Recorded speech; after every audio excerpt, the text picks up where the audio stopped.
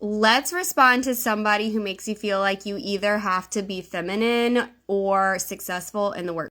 And what that is actually called the double bind. And yes, it has a real name because yes, we all experience.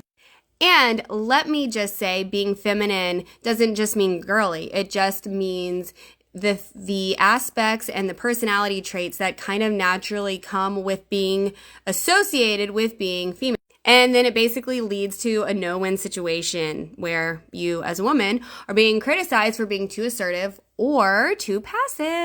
And then, like, ultimately, you're being judged more harshly than a male counterpart, which is bullshit.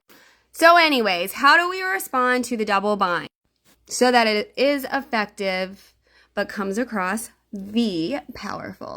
We're going to use an I statement to do. Okay, so you can say something like, I feel frustrated when I hear comments that suggest that women need to choose between being successful and feminine.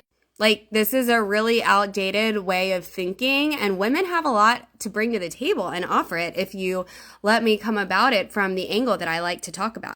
In fact, I think we'll get a lot further if we start supporting and encouraging women to succeed and not trying to limit them or make them feel like a choice that they made is really going to affect how they're going to progress, either as a businesswoman in a corporate America situation or being successful as a entrepreneur. By doing this I statement format, what you're doing is you're making it so that you're not attacking the individual that is making you have these catch-22 double bind type feelings.